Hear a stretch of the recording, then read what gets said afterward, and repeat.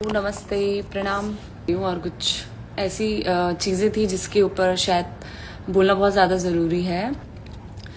अभी जो पवन जी का और अंजलि राघव की जो चीज़ें चल रही हैं, मेरे को ना एक चीज़ जो मैंने नोटिस करी, जितने भी मेरी इंडस्ट्री के लोग हैं या बाहर की इंडस्ट्री के लोग हैं, दे आर आस्किंग मी, अच्छा तुम्हारे वहाँ पे ऐसा होता है, तुमको ऐसे छेड़ा जाता है।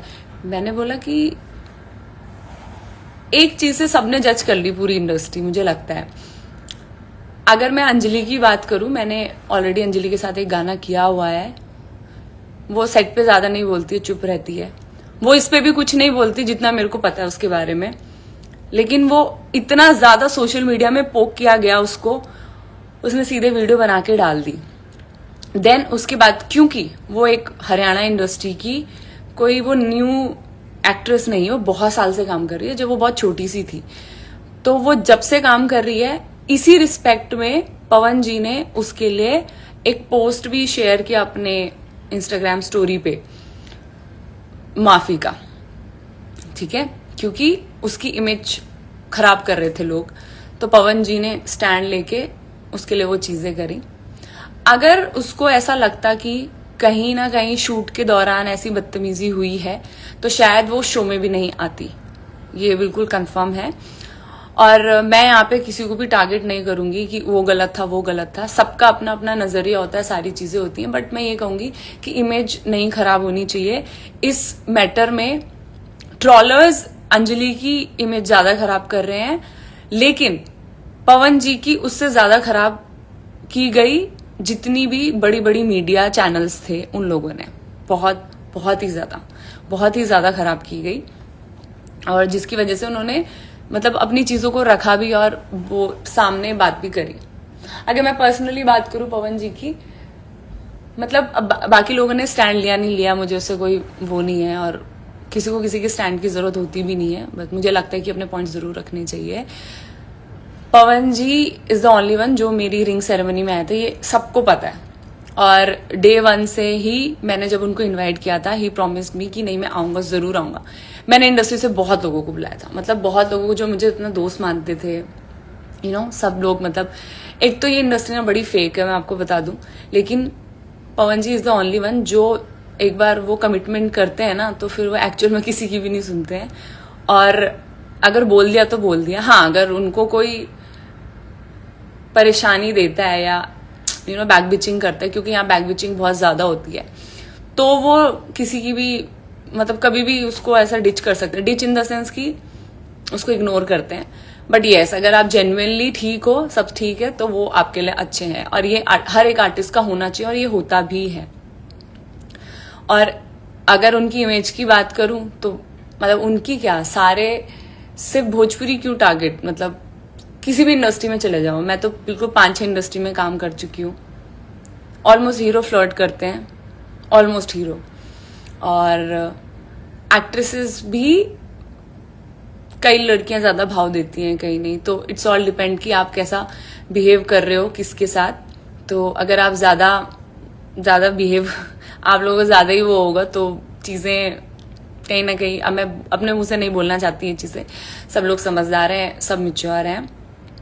और मुझे लगता है ये मुद्दा फालतू में ही बहुत ज्यादा ही बड़ा कर दिया, इसको इतना होना नहीं चाहिए था। और ये प्रेशर में आके ही वीडियोस बनी और ये सब चीजें हुई हैं। इससे पहले भी बहुत वीडियोस हैं इंस्टाग्राम पे लोगों की, किस तरीके से बिहेवियर है। अगर आप छोटे छोटे शोज में जाके देखो तो वहां तो बहुत बुरा हाल है। लेकिन इन सब चीजों में ना भोजपुरी इंडस्ट्री को इतनी जल्दी बोल दिया जाता है ना, ऐसा कि मैं खुद बहुत टाइम से फेस कर रही हूँ ये चीजें। मैं बहुत ज्यादा रिस्पेक्ट करती हूँ भोजपुरी की। रीजन बहुत स्ट्रांग है, क्योंकि मैंने शुरुआत ही यहाँ से करी थी। Started with Khesari ji, then सबके साथ मैंने काम किया। नीलकमल हैं या कल्लू जी हैं, रितेश जी हैं। फिर उसके बाद मैंने पवन जी के साथ भी बहुत ज्यादा गाने तो नहीं करे, बट हाँ लिमिटेड। बट आई रिस्पेक्ट, क्योंकि इतनी जल्दी अगर कोई किसी इंडस्ट्री में काम किया जाता है ना, या इतनी जल्दी फेमस होना है, या इतनी जल्दी नाम मिलता है, या इतनी जल्दी प्यार मिलता है, वो सिर्फ भोजपुरी इंडस्ट्री है। अभी सब इंडस्ट्री को पता है कि सबसे ज़्यादा ऑडियंस जो है वो भोजपुरी के पास है, हिंदी को भी, हिंदी इंडस्ट्री को भी। हिंदी इंडस्ट्री में शायद उतने व्यूज़ नहीं आ रहे हैं इतनी जल्दी जल्दी जितना भोजपुरी के अंदर आ जाता है। और अच्छे प्रोजेक्ट्स हैं यहाँ के और अच्छे लिरिक्स हैं, या सब कुछ है, तो ऑब्वियसली अच्छा चलता ही है।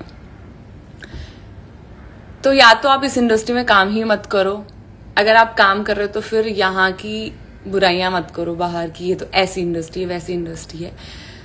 बहुत बुरा लगता है क्योंकि बिहार को बिहारी, मतलब बिहारी बोलना इट्स लाइक अ गाली आज की डेट में। और बिहार के लोग तो ऑब्वियसली प्राउड करते हैं, जैसे अगर हमको कोई पहाड़ी बोलता है तो हम प्राउड फील करते हैं, बिहार के लोगों को कोई बिहारी बोलता है तो वो भी प्राउड फील करते हैं। लेकिन मुझे पता है यूपी बिहार से निकल के बाहर के लोग ना बिहार को बहुत ही गलत नजरिए से देखते भी हैं और बोलते भी हैं। और मेरी तो इतनी ज्यादा ट्रोलिंग हो रखी है ना, मैं क्या ही बताऊं आप लोगों को, इतनी ज्यादा। अभी भी देखो ये फेक आइडियों से पता नहीं क्या क्या लिख रहे हैं। अभी ये समझ में नहीं आता कि ये लड़के हैं ये लड़कियां हैं, इन लोगों का क्या फ्रस्ट्रेशन है, इन लोगों ने कभी जिंदगी में कुछ करना है नहीं, बस फेक आइडिया बना के फालतू फालतू चीजें ही लिखनी होती है। मुझे ऐसा लगता है कि कुछ तो गवर्नमेंट को करना चाहिए इन चीजों के ऊपर, क्योंकि जिस टाइम पे शेड्यूल कास्ट के ऊपर इतनी चीजें हुई थी तो कहीं ना कहीं गवर्नमेंट ने अच्छा एक्शन लिया था कि कोई भी सोशल मीडिया में इस तरीके से पोस्ट करेगा तो उसको मतलब एक्शन लिया जाएगा उसके खिलाफ। तो इन चीजों के ऊपर भी थोड़ा एक्शन होना चाहिए, क्योंकि देखिए किसी ना कहीं सोशल मीडिया के दबाव से बहुत सारी चीजें खराब हो जाती हैं और इंडस्ट्री का नाम खराब होता है। और कहीं ना कहीं हिंदी इंडस्ट्री में काम करने वाले लोग अब इधर को डाइवर्ट हो रहे हैं। और ये बड़ा दुख की बात है कि आप लोग सिर्फ ऑडियंस लेने यूपी बिहार में आ रहे हो और पीठ पीछे से आप लोग गालियां दे रहे हो। ये बिल्कुल भी सही नहीं है। एटलीस्ट हम सभी को एक दूसरे की लैंग्वेज को, एक दूसरे की इंडस्ट्री को रिस्पेक्ट करना चाहिए और सपोर्ट करना चाहिए। और जिस तरीके से बॉयकॉट, ऐसा आपके बोलने से क्या होगा, मतलब आपके बोलने से कोई इंडस्ट्री बॉयकॉट हो जाएगी क्या? ऐसा नहीं होता है। बहुत बहुत बहुत बड़े लेवल पे हर कोई काम कर रहा है और बहुत सारी चीजें चल रही है। अब मैं यहाँ पे किसी के खिलाफ ऐसे कोई वीडियो बनाने नहीं आई थी, बिल्कुल भी, नेवर एवर। मतलब I respect Anjali, I respect Pawan ji, both. लेकिन मतलब देख के बहुत बुरा सा लग रहा था, बहुत अजीब सा लग रहा था इतने दिनों से। मेरे को भी बहुत लेट पता चला, खैर ये काफ़ी टाइम से चल रहा था, लेकिन एक दो दिन से जो चीज़ें चल रही है ना बिल्कुल अच्छी भी नहीं है और ऐसा नहीं होना चाहिए। और कहीं ना कहीं मुझे पता है कि पवन जी इज़ लाइक, उनको दिल में चली जाती हैं बातें, फिर वो तो हमेशा यही सोचते हैं कि ठीक है सबका अच्छा ही हो, मतलब किसी का कोई बुरा ना हो। एक चीज़ मैं ज़रूर आप लोगों के साथ शेयर करूंगी कि जब मैंने पवन जी के साथ आई थिंक सेकंड या थर्ड गाना किया होगा, मतलब पहले के दो गानों में तो हमारी इतनी बातें ही नहीं होती थी, क्योंकि मेरे को बड़ा ही डर लगता था उनसे बात करने में, क्योंकि वो थोड़े से ऐसे बॉसी नेचर वाले ना, तो वो खुद से किसी से इस तरीके से वो होते नहीं है, मतलब नॉर्मली एक जो नॉर्मल आर्टिस्ट के साथ बातें होती वैसे।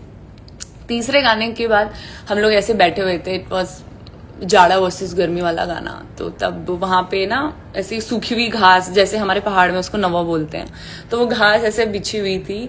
तो पवन जी मेरे को बुलाया उन्होंने, तो मैं गई वहां पे, तो उन्होंने मुझे बोला कि दिखाया वो घास को कि तुमको पता है हम अपने बचपन में मतलब गद्दे और वो क्या बोलते हैं खटिया और बेड नहीं हुआ करते थे, क्योंकि बहुत गरीबी में देखा है दिन, तो हम इस पे सोया करते थे, हमारा पूरी फैमिली, मतलब ऐसे ये मेरा पहला भाई, दूसरा भाई, तीसरा भाई, फिर यहाँ पे सब लोग, मतलब सब एक साथ ऐसे रहते थे।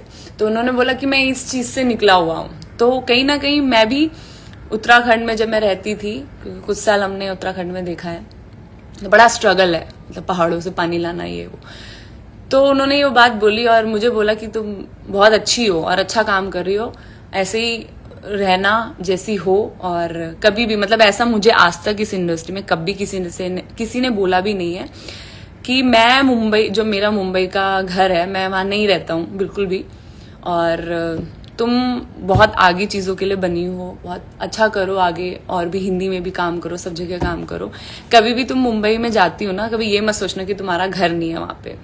और मतलब हमेशा कभी भी, मतलब एनी टाइम मैं अपने घर की चाबी तुमको दूंगा, तुम उस घर में रहो, और वेद भाई रहे, तुम्हारी फैमिली आना चाहती है कोई भी, तुम उस घर में रहो, और तुम्हें कोई भी मीटिंग करनी है, कहीं भी जाना है, तुम वहां रहना। कभी ये मत सोचना कि तुम्हें स्ट्रगल करना पड़े मुंबई जाके भी, कि इधर उधर रेंट पे रहो या होटल्स जाके रहो, ऐसा नहीं है। तुम वहां पे आराम से रहना। ना मैं वहां रहता हूँ, ना मैं वहां ज्यादा जाता हूँ, बहुत कम जाता हूँ।